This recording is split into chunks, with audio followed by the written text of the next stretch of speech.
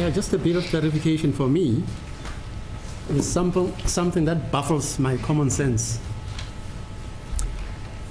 If you can explain, please, to Advocate Ngomalo, I think Advocate Mshololo, I don't know, I can't remember with the other two colleagues. They put it to you that no two suspects ever entered your mother's house on that particular day. You heard that? Kunento ke lana ke enghluphayo njena ke la emqondweni Advocate Ngomalo Advocate Mshololo angikhumbule ke abanye la ebebekutshela khona ke ukuthi abekho abantu ababili abangena kini. Ngibazwile besho njalo kodwa engizocela ukuthi bakuprove lokho. I heard them saying that, but what my request is for them to prove that. Yeah, actually, Advocate Ngomalo says amongst yourselves in that house, 7 of you. I even added the young boy, is it Christopher? Christian. 7 of you are the ones who killed Senzo. You heard that? Uqhubekekile ke uadvocate uNqumalo ngize mina ngafaka ke na ke uChristian wathi nina ke no 7 lapha endlini ke omunye wenu ke yena wabulala uSenzo. Cha futhi akunjalo. Akekho wabulala uSenzo lapha endlini sangenelo. That's not the case, my lord. No one amongst us killed Senzo. They were intruders. And futhi makuwukuthi bakholelwa yilokho bengingathanda ukuthi baze nayo iproof yokubonisa ukuthi akunamuntu owangena lapha endlini. And if that is what they are saying, my lord, I would also then request them to bring proof that indeed there were no intruders there. Futhi mawulandela, my lord, kwesinye isikhathi bathi khona abantu abangena bayavuma ukuthi khona abantu abangena, kwesinye isikhathi baphinde bangibuza imibuzo yokuthi bangitshela ukuthi abekho abantu abangena. So lapho kuyaxeka ngempela. The other thing, my lord, is when you follow on the one side they say that there were no intruders, and then on the other side they ask me questions with regards to intruders. So, my lord, there is just a contradiction there. Yeah, okay, Advocate Mshololo actually says your version is a fabrication that there were any intruders. Remember that. Advocate, my lord? Mshololo. Okay. Advocate Mshololo uthi ke into eyakhiwe lena ukuthi ke kunabantu abangena lapha yana. Ebengifisa ukwazi ukuthi ngabe sisithole nini isikhathi sokwakha lelo tulo. Ngoba futhi kwathi makusuka yonke into lapho mina abanye basebephumile nami ngaphuma emaphethelweni ngiya kwamaphiri mangibuya ngaye esibhedlela mangibuya kunamaphoyisa endlini. So ngasiphi isikhathi la singafike khona sihlale phansi sithi nanti itulo siyalakha sizothi kanje emaphoyiseni. And by now I think amaphoyisa ahlakaniphe kakhulu ngabe sebeyitholile neloophole ukuthi besinamanga. My lord, at which time, what I would like to know is to when and at which time did we then come together to come up with that conspiracy theory? Because the others had gone out. I was the last one to go out. We went to hospital. When I came back, there were police officers. So when did we sit down and come up with this conspiracy theory? Because even by now, my lord, the police are very smart. They would have been able to pick up the loophole. Yeah, that's why I say it's baffling to me anyway. Because here are you, conspirators, as you say, planning to murder or kill Sizwe. You succeed in doing that, according to the assertion put that the 7 of you must have or should have killed him. But then what baffles me, Sizwe is taken... Senzo, my lord. Senzo is taken into the X6, as you call it, struggling. 2 of his friends, of the neighbor's friends, you say, they were struggling to lift him up into the back seat. Ultimately pull him into the back seat. And then Kelly comes and drives like a mad person, rushing to hospital with you and the other gentleman in the car. You frantically make it on time at the hospital because they declare Senzo deceased when he has already been in the ward. But what surprises me, why would you take all these efforts to save his life after having succeeded in killing him? Kunjalo, my lord. Then you take him to the hospital so that he must be saved. In other words, because What do you do if you take a person who's been shot to hospital? You want to save his life. Yebo kunjalo my lord. And when you get there, okay, unfortunately Senzo deceases. Then you all go back into the house where you killed him. All of you. How? Can you explain that to me? Whether it makes sense. Nami yangixaka my lord ngoba hey kuningi asebekushilo nami okuvele nje kungiqeda amandla. It also baffles me, my lord, because there's quite a lot that I've already said that just makes me to be powerless. Yeah, because you also testify that you tried to staunch the wound on his chest. Kunjalo my lord. That is correct, my lord. And stop or limit the bleeding. Because you all know if you bleed from the chest, you bleed to death sometimes. Kunjalo my lord. That's correct, my lord. Okay. All right, let's come to some other aspect then. And you are saying there is an assertion, I speak under correction, Ms. Mshololo. It was put to you that you won't dispute that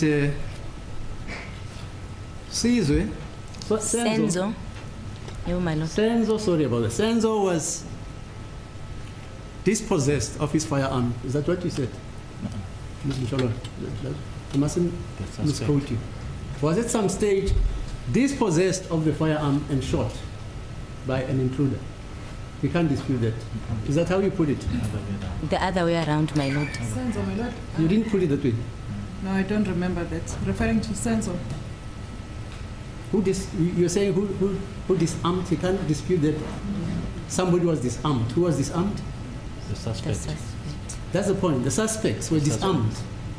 Are you with me? That's the court is. That's it. So that version is mutually destructive of the very thing you had put earlier, that no suspects ever entered. But subsequently, there's a mutually assertive and destructive version which is put that one of the suspects, we can't dispute it, could have dispossessed the firearm and shot at Senzo. Yeah. How do you explain that? Kunalokho kubekushilo ngithi kuloko ekusho inkantolo ukuthi kuyaphazamisa ukuthi eqalekeni noma eqaleni kuthiwe abekho abantu abangena manje ke kamuva ke sekuthiwa ke awungeke ukuphikiseke ukuthi uma kuukuthi ukhona omunye owaphuca isibhamu kumsola noma kumsola lowo owayephethe isibhamu wabe esedubula yena ke umufi. Nami kuyangixaka lokho ukuthi uadvocate Mshololo ube kuthatha phi lokho. Ngoba phela sangenelwa abantu endlini and mina ngangise bathroom ngenkathi esedutshulo mangizwa leso sibhamu esishaye yena. So ukuthi mhlambe nami ngibalwa lapho angazi akacacisanga futhi. It also baffles me, my lord, as to where Advocate Mshololo got that from, because there were intruders. And also, my lord, I was in the bathroom when that shot went off. As to whether I'm also counted amongst those, I don't know. And if uyakholelwa yilokho ngicela ukuthi alethe iproof la icourt sibone sonke ukuthi nangempela khona wafika wathatha isibhamu kanjani wayesedubula Senzo. And if she really believes that, I would then request or ask that she brings that proof to the court so that we are all able to see as to indeed that someone was dispossessed and so a Senzo was shot. Could you just play photo numbers 18 and 19? I think it's exhibit 18 and 19, Mr. Baloyi. Is that the ones? 18 and 19 at the door. Is it D, 18 and 19? Sorry, just take this. Those 18 and 19 of Exhibit D. Yeah, just give me these.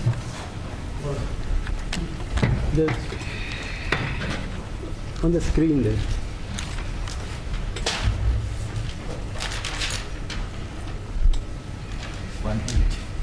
Yeah, 18, 19.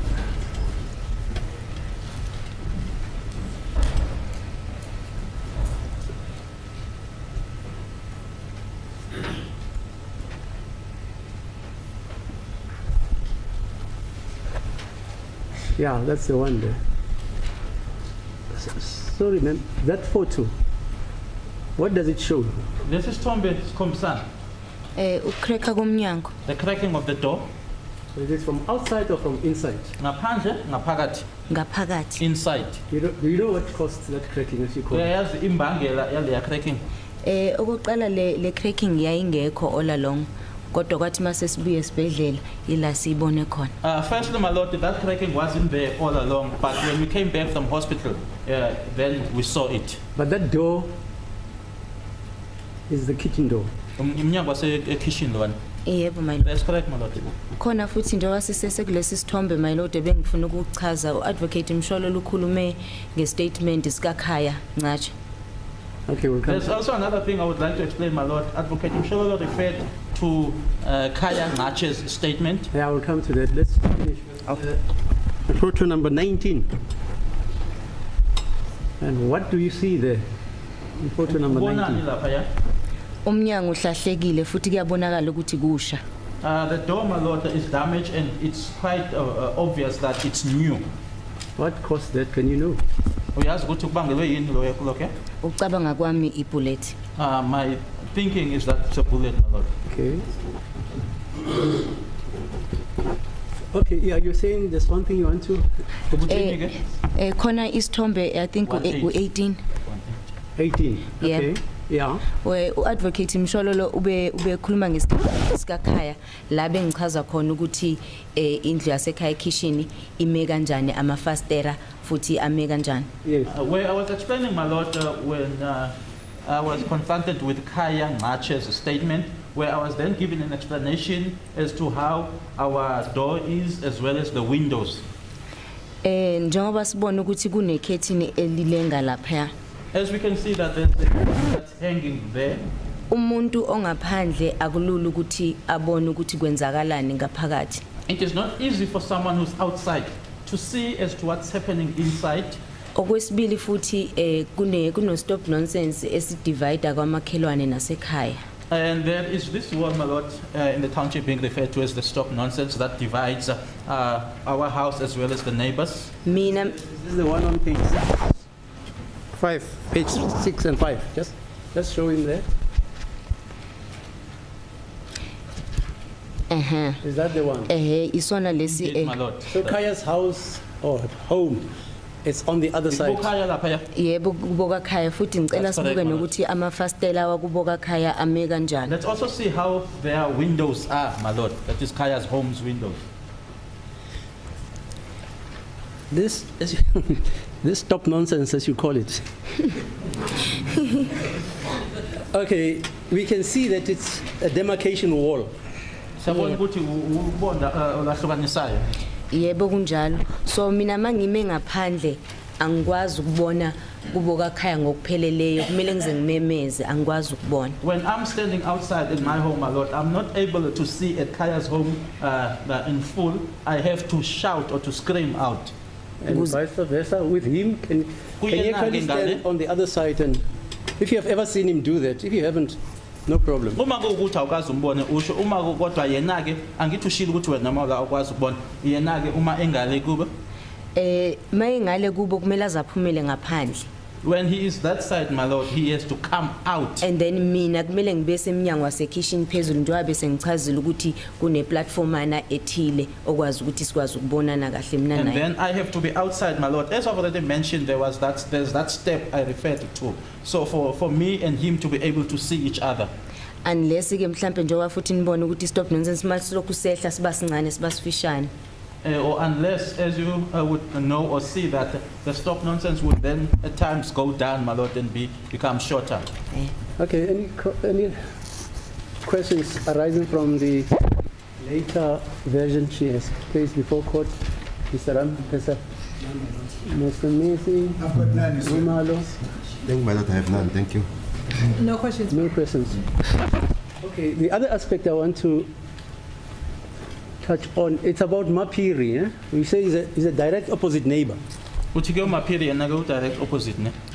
Opposite kuboka khaya kodwa mawubheke ngasekhaya kusezantsi nje kodwa direct. It's direct opposite Kaya's home, my lord, but when you're at my house, it's just down. How many houses down? Ezantsi izindlu engaphi? ingaki This is your house, as it's shown there. ehe You go indle down. ingaki indle eyodwa nje One house. thina khona One sibhekane naye kwangathi babhekane noMaphiri so mawusuka kuleyo ndlu indle eyodwa nje leyo ndlu mawuyibala bese kwamama it's just one house from my home you face that house and then at the Ngaches you face Mapiri's house my lord. And you say, after the shooting was over, as you say, the first house you went to is which one?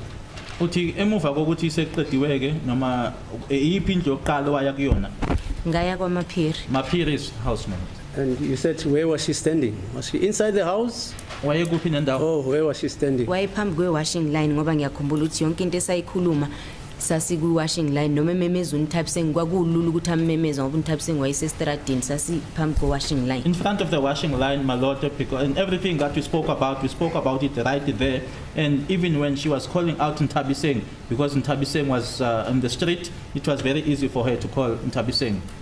Did she say anything about you? Sorry my I lord. don't want to put words into your mouth. Mapiri, did she say anything about the incident to you? Anything you can think of? Ukhona yini awakusho kuwena mayelana nesigameko uMaphiri awakusho kuwena mayelana nesigameko? cha my lord No my lord.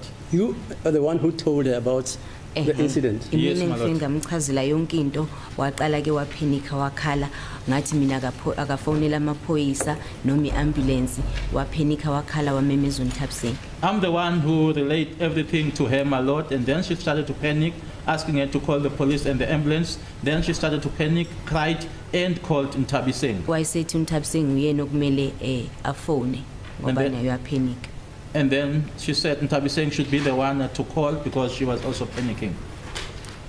But what also deludes me, the neighbors, didn't they see anybody running along the street, either up or down? Okunye futhi nje okungihluphayo ukuthi omakhelwane akekho nje umuntu abambona egijima ngomgwaqo noma ehla noma ekhuphuka ngawo umgwaqo. my lord engikholelwa ikhona ukuthi You mustn't tell me what they told you. cha engikholelwa ikona ukuthi bakhona omakhelwane babathathe amaphoyisa athathe i-statement zabo ukuthi zithini angikho sure What I believe in my lord what I know is that there are neighbors from whom the police took statements as to what is contained or what they said in those statements I don't know. Because it's amazing, in the location, the person just vanishes. Ngoba ke mangazi ukuthi nje umuntu asuke nje aduke Abondaba nje bagcwele kanje. No. Just that, not even one person who said, I saw somebody jumping a fence, ebokaya, or that type of thing. Nobody saw anything. akekho umuntu owabona lutho nje. ngikholelwa ukuthi bakhona ababonayo Okay. ngandlela thile I believe that there's those who saw in a particular way kodwa sorry, i-statement zabo azikafundwa la Oh, I enkantolo see. but their statements haven't been read out here in court. Okay. Thanks. That's all, Mr.